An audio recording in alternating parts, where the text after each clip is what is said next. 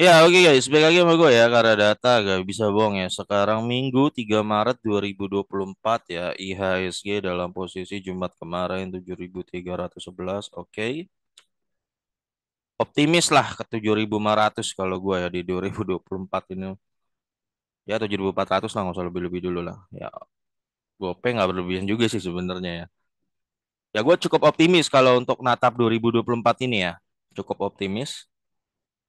Oke, gue pengen bahas ya topik yang nyantai aja nih, nyantai-nyantai aja. Tapi ini akan melebar kemana-mana sampai nanti bawa Inco segala macam ya. Soal prediksi dividen PTBA ya, karena kan kita tahu nih, Inco kan sekarang pemerintah udah resmi nih, nyatakan perjanjian bahwa divestasi.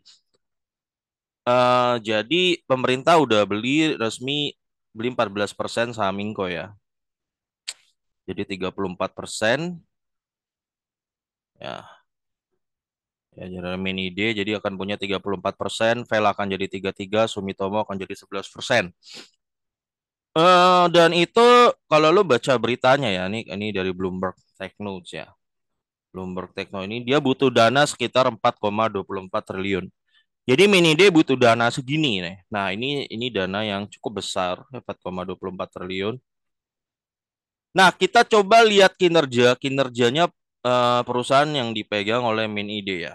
MinID ini kan perusahaannya ada nih ya. Ini MinID nih kalau lo ke situsnya nih. Sekarang ini udah BUMN John ya. Antam, PTB Freeport udah punya kita ya. Inalum ya, Petins ya. Nanti nambah satu lagi sini Inco ya. Keren ya. Kalau gue sih nganggepnya keren. Kalau menurut gue itu prestasi keren. Nambah Inco ya di situ. Nah, butuh dana 4,2 triliun. Eh dan kalau masalah kan pendapatan berarti kan pendapatan mini ide dari dividen-dividen mereka dong, betul ya. Nah, yang gue lihat paling signifikan tuh masuk ke kantongnya min ide itu pasti dari PTBA dan Freeport. Ya. Freeport tahun lalu 2022 itu dia laba bersih 51 triliun loh. Freeport. Freeport kan komposisi pemegang sahamnya kan 51% pemerintah ya. 51% itu pemerintah. Itu komposisinya 26% punya Min ID ya dan 20 itunya lagi punya IPMM guys ya. Itu perusahaan patungan Min ID sama Pemda Papua. Ya, ini tadi mana sih nih? Ya, tadi berita banyak. Ya, pokoknya begitulah ya. Jadi tahun lalu. Nah, tahun ini masalahnya Freeport labanya menurun 50% ya. Kalau lu lihat labanya Freeport, bentar, mana nih? Labanya Freeport, tunggu lihat. Tunggu, laba Freeport nih lagi turun 50% ya. Kemungkinan tadi sih gue lihat 9T ya. Ah, ini dia. Ah, ini beritanya ya. Jadi labanya Freeport tuh turun 9. Pokoknya sampai kuartal 1 tuh dapatnya 9T. Ya. Ini 9, ya 10 lah. Jadi sampai kira-kira 2023 Freeport paling nembus 20T. Jadi lebih kecil dari 2022 ya. Otomatis kalau dividen biasanya kan 10 triliun nggak mungkin 10, basically ya nggak mungkin 10 triliunnya langsung jadi dividen semua ya. Paling diambil misal 5T. Sorry 10T ya 50%-nya. Nah 10T mini dia dapat 26% ya. 26% berarti mini dia dapat 2,6T. Ya 2,6T. Di IPMM tuh perusahaan patungan ya. Nih IPMM nih. Ya, perusahaan patungan Pemda Papua dan Minide ya. Jadi di IPMM ini singkatannya apa sih? Oh ini PT Indonesia Papua Metal Mineral ya. IPMM ini di sini Minide punya 60%.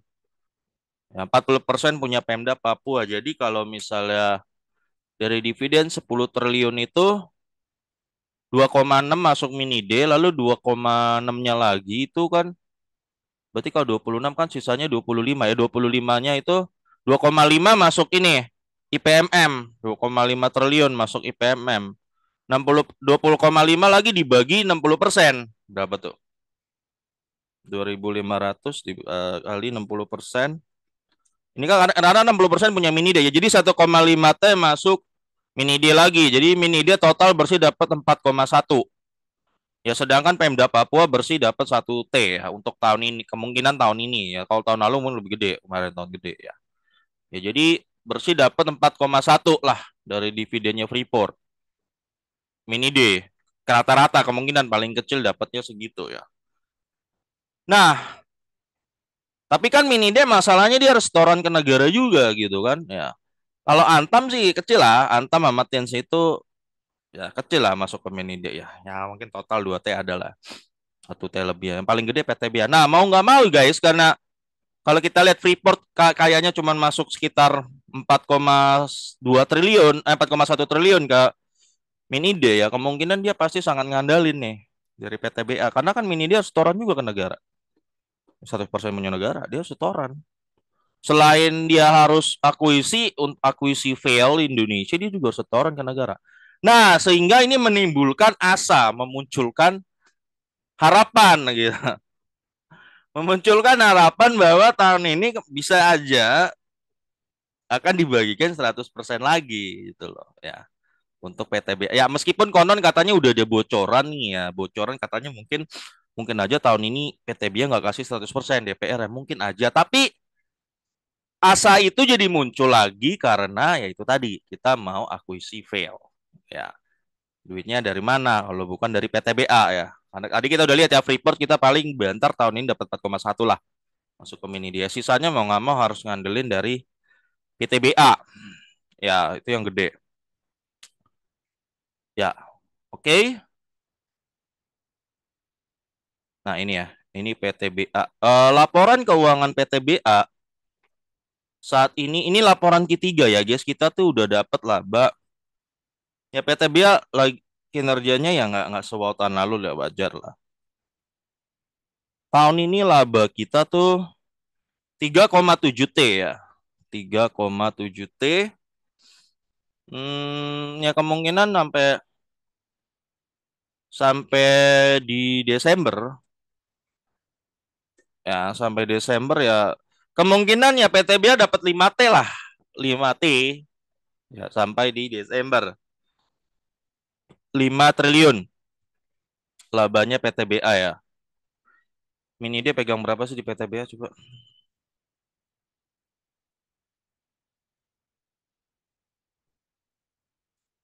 Nah, 5 T itu kalau dia bagiin semua, John, ya bersihnya itu mini dia nanti dapat ya, yang masuk ke mini dia tuh 65% ya. Kalau dia bagiin semua 5 triliun, 5.000 kali 65% berarti nanti masuk mini D 3,2 T. Nah, ini akan ketolong banget untuk akuisi fail. Kalau PTBA kasih semua, ketolong banget. Dapat mini dia bakal dapat dana segar 3,2 T. Sisanya 1, berapa T-nya kan masuk masyarakat. Kita, lu masuk sini. Ya harus fair dong, semua orang harus fair. Kita tuh John dikerjain John nama fail dari dulu. Ini gue udah nemu berita, dugaan gue bener dari dulu. Udah ada berita. Jadi mini D juga dikerjain apa? Makanya dia nggak bagi dividen tuh mini D dongkol, dongkol juga, tau nggak lo? Ya, dikerjain. Nih, gue udah nemu 3 beritanya dah, gue bahas dah sekalian. Jadi kan sering dari dulu yang gue bilang-bilang John ya, namanya dividen tuh pembuktian. Itu perusahaan duitnya ada dan pembuktian juga pengendalinya ada integritas. Fair, fair play lah, istilahnya fair gitu loh. Fair gitu loh ya. Nah, selama ini apa yang dilakukan fail ya? Mereka tuh punya bloating voting agreement ya, guys, antara fail dan Sumitomo. Jadi kalau fail mutusin ini Sumitomo harus ikut. Maksudnya apa itu John? Nah, nih, maksudnya gini, ini kan si Min ini cuma pegang 20% nih. Fail 43 kan. Nah, kalau kalau si fail bilang nggak mau bagi dividen, Sumitomo harus wajib ikut. Berarti suara jadi berapa? 58% kan? Ya 58%, ya 58%. Fail cuma si Min ini cuma punya 20% ya. Pelangap lo ya, ya istilahnya kesel ya. Makanya kan ada berita nih, direktur Mini dia tuh kesel sebenarnya nih contoh ya. Kesel. Minide ungkap dividen Inko ke negara seret. Ini yang bikin ngamuk lah orang-orang Minide lah ya. Tapi setor cuan ke Vel Kanada. Nah, ngeselinnya dia ada fee management service ke Vel Kanada di setoran. Nah, makanya gue bilang John, kalau lu lihat dari dulu kan gue konsisten ngomong ya. Kalau lu lihat ada perusahaan nggak suka sama dividen, itu jangan-jangan John. Suka nggak bagi dividen. Dia tuh udah punya metode untuk mindahin duit dia, perusahaan ini ke kantongnya dia tanpa jalur resmi. Jalur resmi itu apa? Jalur resmi yang sah dan legal itu cuma dividen. Ya makanya Minide pun dapat duit itu dari dividen. Itu cara legal resmi, nggak boleh pakai cara-cara yang lain sebenarnya. Nah, nah ini Minide kan kesel kan. Jadi ada cara yang dilakukan Vel Kanada ini ya. Ya. Nih, Direktur Minide ya Hendry Priyo Santoso mengungkap dividen yang didapatkan negara dari Vel Indonesia itu berdampak kecil. Padahal di saat yang sama perusahaan itu nyetor dana untuk perusahaan di Kanada. Gila nggak John? Ya. Hal itu disampaikan Hendy dalam rapat dengan Komisi 7 DPR. Dalam rapat ini Vail juga diundang, tapi di rootnya absen karena sedang di Kanada. Minide merupakan pemegang saham kedua. Dia pegang 20%. Lu bayangin gak, Don? Orang pegang 20% aja masih bisa dikerjain loh. Ya. Orang ini nih Minide pegang 20% masih bisa dikadalin. Termasuk retail kita. Retail yang di situ kan juga dikerjain. Oh, lu lihat nih Vel nih kalau lu nggak percaya. Dia kan ada periode nggak bagi dividen. Ini kan ngeselin nih. Nih, ini ngeselin loh. Nggak bagi. Ya duitnya habis ya, ada habis lah. Kalau lo kasih terus setoran dari Kanada tanpa jalur resmi ya habis duitnya lah. Habis dong. Coba kita lihat, kita baca lagi beritanya John ya, biar seru. Nih, ya. Sejak ide investasi di tahun 2019 dan 2020 sebesar 320 juta dolar, baru ada dividen sebesar 30 juta dolar ya. Jadi sempat ada beberapa tahun dari 2020 sampai 2022 tidak ada dividen no. Jadi John yang marah itu dugaan gua emang bener terjadi, pasti dikadalin. Pasti ada ya dikadal-kadalin lah gitu John. Apalagi dulu John lu bayangin Freeport kita cuma punya 10% udah berapa kalau di fail aja bisa terjadi apalagi di sono dulu. Makanya kita berupaya untuk kuasain 51%. Semualah yang berbau tambang ya. Perusahaan asing kita harus kuasain 51% yang terutama tambang ya supaya sesuai amanat undang-undang balik ke negara gitu loh. Hendy mengungkap PT Vail Indonesia rutin menyetorkan dana dari pendapatan mereka untuk Vail Base Metal ya. Vail Base Metal ini adalah salah satu produsen logam grup nikel, tembaga, kobalt, dan platinum yang berkantor di Toronto, Kanada ya. VBM adalah induk dari PT Vail Indonesia yang mengendalikan Inco melalui Vail Canada Limited ya. Jadi ini Vail Canada Limited itu induknya si itu Veloga Metal tadi yang ada di Kanada ya. Caranya gimana tuh John? Caranya, nah masalah dividen ini disorot ini ya. Ini ada statementnya. Ini dibayarkan ke fail base metal dari pendapatan dari top line ya. Sedangkan kita dapat dividen baru sekali dalam 3 tahun. Jadi ini kami ingin memastikan bahwa ini dieliminasi bila mana terjadi investasi lanjut ke depan. Jadi yang kayak gini-gini nih sekarang John ya udah dieliminasi sekarang kalau ketika fail udah ada di tangan pemerintah. Udah nggak ada lagi tuh ceritanya tuh store-storan ke toran gak jelas ke Kanada gitu lah. Nah, masalah dividen disorot Minide di tengah memandeknya proses divestasi saham Vel Indonesia. Holding BUMN tambang itu ingin Vel Indonesia segera memberikan sahamnya ke pemerintah melalui Minide sesuai aturan sebelum kontrak karya berakhir. Nah, lalu nih penjelasan dari Vel Indonesia-nya nih ya. Mewakili Vel Indonesia, nih legal direktur Vel Indonesia ya mengakui memang ada dana mengalir no John. Lu dia cara ngadalinnya gitulah John kira-kira. Dari Vel Indonesia ke induk ya dibilang melanggar hukum nggak juga tapi kan nggak make sense gitu. Ya, ya lu dikadalin secara halus gitu, dikadalin secara resmi, secara legal, ya itu kan nggak beres juga gitu loh. eh Memang ada dana mengalir dari Vel Indonesia ke induk perusahaannya di Kanada. Dia menjelaskan hal itu adalah bagian dari Management Services Agreement dan Technical Services Agreement. Ya pokoknya ada aja lah biaya-biaya yang pokoknya dinama-namain. Ya endingnya adalah terjadi perpindahan duit dari perusahaan Vel Indonesia ke Kanada. Ya, bahwa PT Vel saat ini melakukan pembayaran service fee kepada Vel, namun pembayaran itu tidak ada yang kami tutupi katanya ya. Nah, kami buka ya, mau meskipun dibuka ya tetap aja. Nah, nah, artinya gini John, kasarnya kita dikadalin gitu. Jadi banget level mini dia nih kesel ya, pokoknya dikadalin ya. Perusahaan itu kan untuk mindahkan duit dari perusahaan ke kantong pengendali atau pemegang saham itu cuman resmi ya dari dividen ya. Kalau dari yang begini-begini mah ya ini namanya ya gue bisa katakan ya doesn't make sense lah ya. Ya bisa dikatakan ya itu nggak fair. Nggak fair ya aja. Makanya Mini Ding gue ngotot. Mini Day itu ngotot pengen kuasain 51%. Ya kita udah nguasain Freeport. Freeport tuh John, kita mau ambil lagi 10% pemerintah. Ini kan sekarang Freeport kita punya 51% kan. Pemerintah mau beli lagi 10% tuh dari McMoran. Oh ya udah dikasih semacam ini nih mana nih beritanya.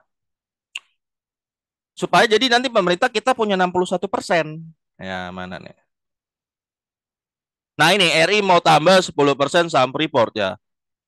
Ini menteri kita ya, Bahlil bilang udah hampir final. Ini kita mau nambah lagi 10%-nya. Jadi kita nanti punya 61% pemerintah. Ya. Nah, pemerintah Indonesia berencana menambah jumlah saham PT Freeport sebanyak 30%. Ya. Jadi nanti kita akan punya 61%. Ya. Dan kalau dia McMoran-nya nggak mau, izinnya nggak diperpanjang, John. Ya. Ya. Dia bilang, nih Balil menegaskan Pak Balil ya PT Freeport Indonesia harus mau memenuhi syarat tersebut. Bila IUPK-nya ingin diperpanjang tanpa terpenuhi dua syarat itu, ia memastikan pemerintah tidak akan pernah memperpanjang izin usaha pertambangan Freeport Indonesia. Ya harus mereka mau, kalau enggak mau jangan kita perpanjang dong. Enak aja mereka ngatur-ngatur kita. Ya bener sih kata gua kan. Lu bayangin gak John? Coba lu berpikir ya John. Coba lu berpikir. Ini kan fail perusahaan lama. Udah lama lah dia nambang di Indo. Ya. Dan baru di berapa tahun ini aja nih kita baru mau usahain balikin lagi nih semua di tangan pemerintah kita gitu. Berarti puluhan tahun ini terjadi perpindahan duit yang luar biasa John dari sini luar ya. Freeport juga begitu dulu.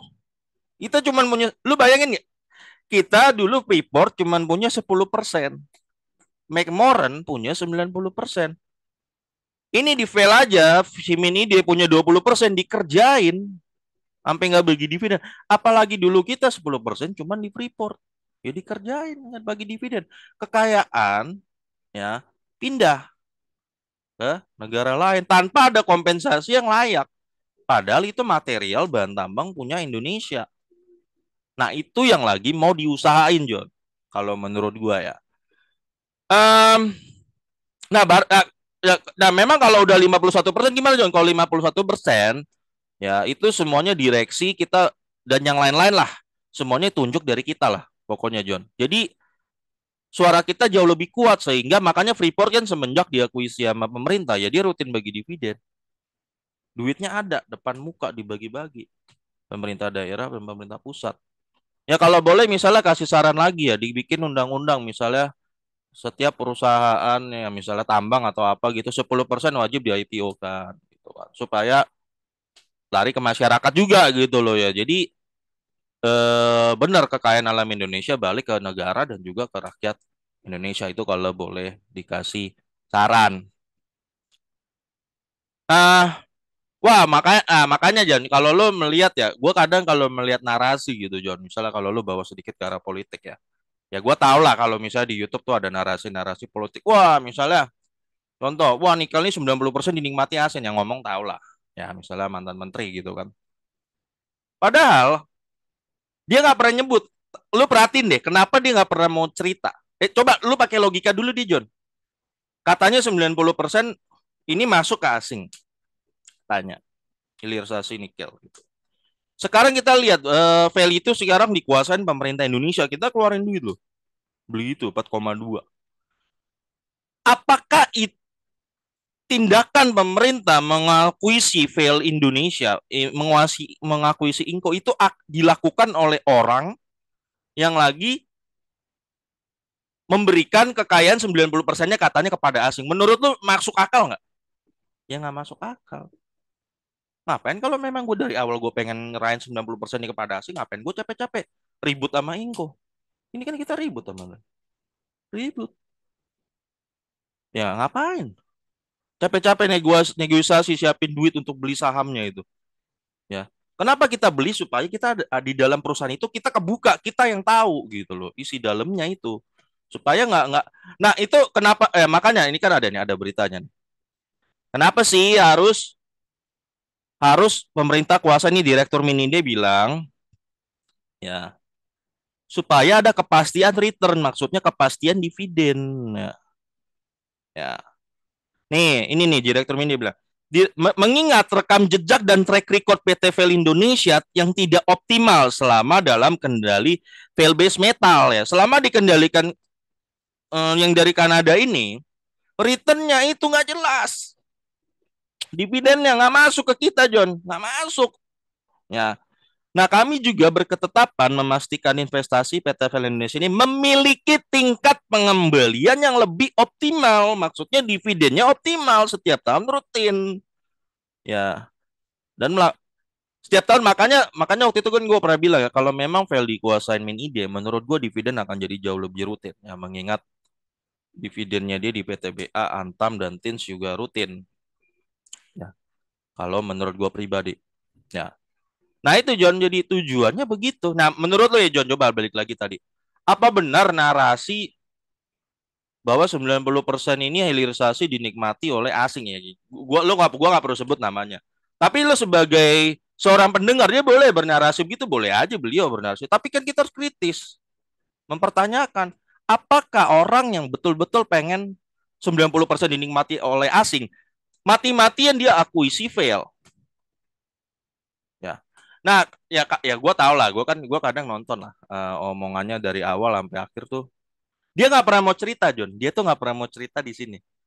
Semenjak UU tahun 2020 Minerba ya, itu setiap perusahaan asing yang mau nambang di Indo, 51% tuh sahamnya harus punya pemerintah. Ya, asing cuma boleh punya maksimal 49%. Nggak kayak dulu. Freeport, dulu kita cuma punya 10%, Freeport 90%. Bodoh banget kan? Sekarang nggak boleh. Nah, jadi kalau lihat ada perusahaan-perusahaan baru yang lagi nambang gitu kan, itu berdasarkan undang-undang harusnya guys ya, ini yang gue tahu, realita lapangannya gue nggak terlalu tahu. Ya. Tapi yang gue tahu 51% berdasarkan undang-undang itu pasti udah punya pemerintah. Otomatis di bawah kontrol pemerintah, otomatis mereka harus bagi dividen. Ya. Nah itu mengapa lu kalau lihat narasi-narasi seperti itu mereka nggak pernah mau jelaskan sampai sini, nggak pernah. Nah, terus bagaimana dengan perusahaan yang udah lama nambang di Indo, yang misalnya ya contoh kayak dulu ya fail ya contoh ya fail. Nah makanya diusahakan sama pemerintah kita harus kuasain lagi perusahaan yang terlanjur lama. Ini kan fail kan udah dari tahun 1990-an di Indo. Dikuasain lagi dengan cara kita beli sahamnya pakai duit, bukan jadi bukan pengambilan paksa, bukan, tapi kan kita beli pakai duit. Ya argumen kita kuat juga kenapa kita harus pegang 51%.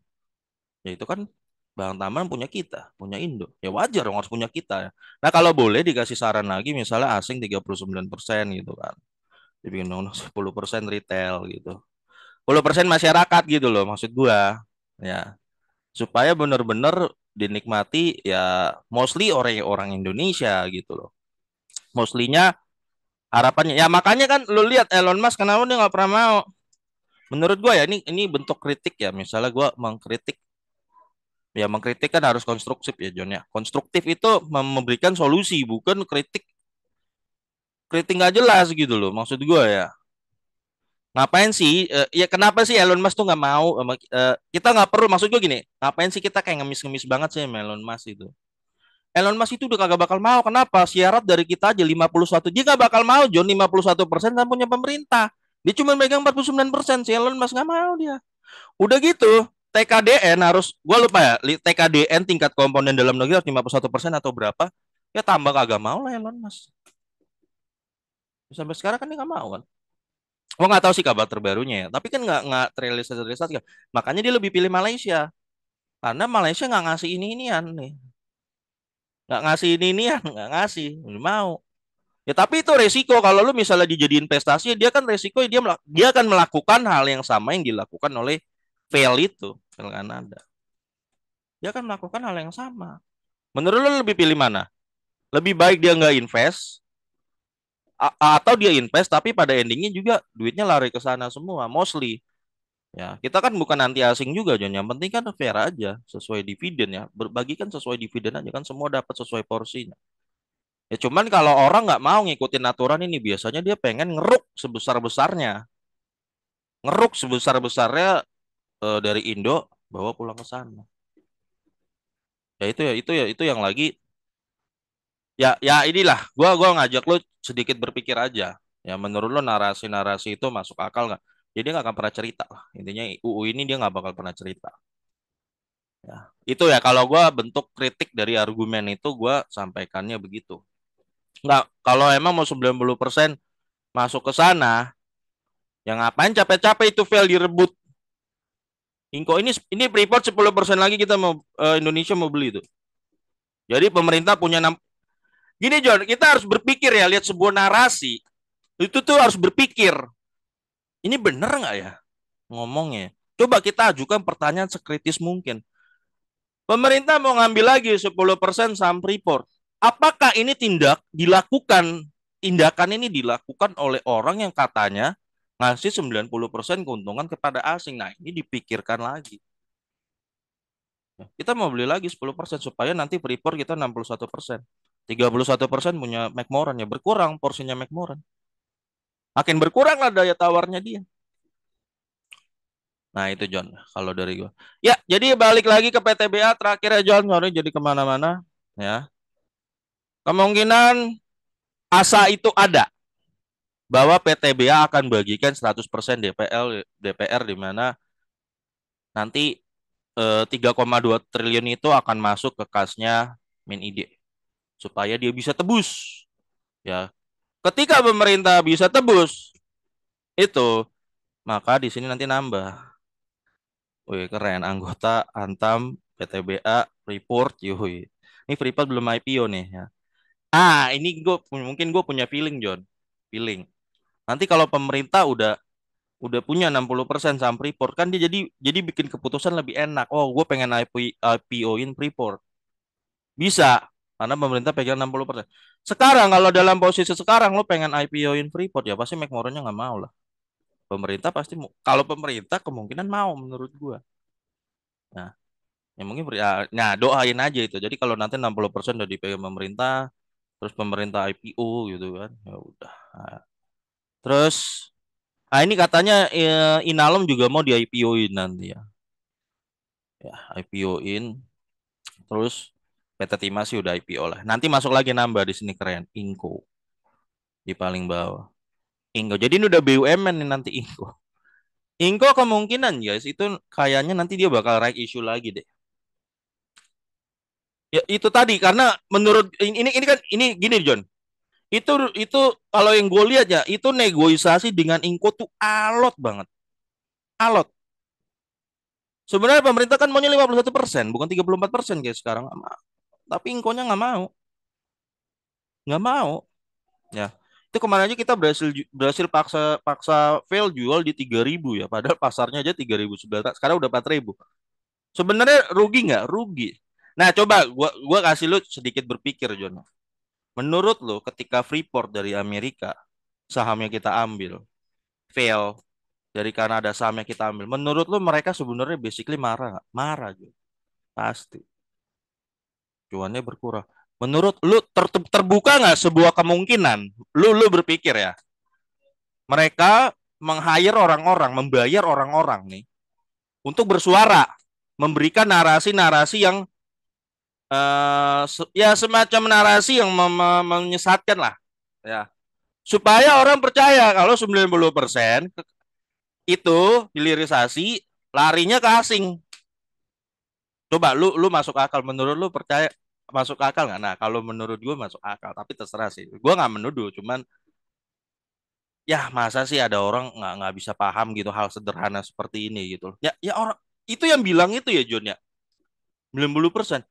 Dia pengen ya kita balik ke zaman kayak gini, kita dikibulin fail gitu loh, dikibulin Freeport gitu loh. Lu menurut lo make sense yang mana? Menurut lo masuk akal yang mana? Dia maunya kita balik lagi ke zaman itu. 10% kita pemerintah cuma punya 10% saham Freeport 90%. Terus kalau Freeportnya bilang nggak mau bagi dividen, lu pemerintah nggak dapat apa-apa 10%. Sedangkan dia punya sebuah cara bagaimana mindahin duit dari Freeport di Indonesia, dia transfer ke di Amerika sana. Dia punya cara, John. Dan karena keuangan itu tidak terbuka kepada pemerintah, kita cuma 10%. Lu bisa ngomong apa? Pelangap-pelongo. Ya tapi dengan sekarang udah 51% udah nggak bisa.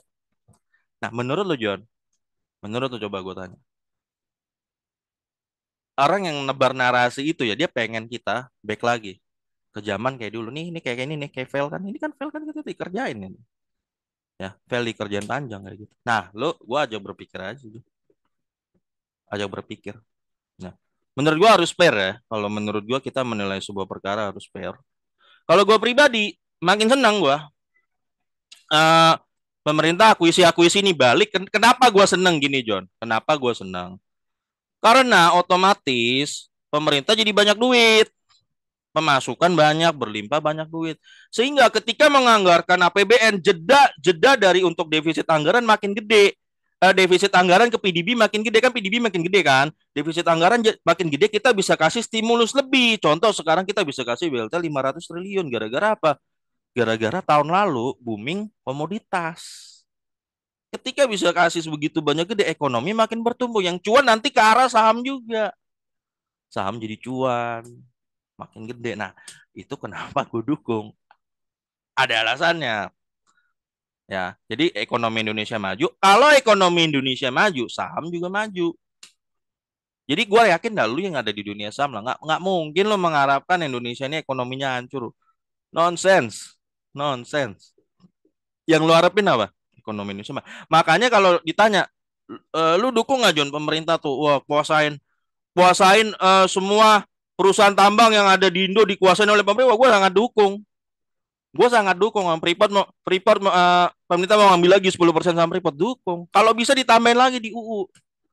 10% wajib di IPO kan. Nah, itu gue lebih mendukung lagi. Oke, Jan, gue rasa gitu aja. Jadi, asa untuk PTBA membagikan dividen gede 100% masih ada. Tapi kalau misalnya nggak dibagikan 100%, nggak. Tapi feeling gue pasti di atas 50%. Ya, sebenarnya 50% udah oke sih. Tapi harapannya kemungkinan paling minim 70 lah. 70 atau 80. Tapi nggak tertutup sih 100%. Gitu. Oke, John, sampai ketemu lagi di video gue berikutnya karena data nggak bisa bohong ya.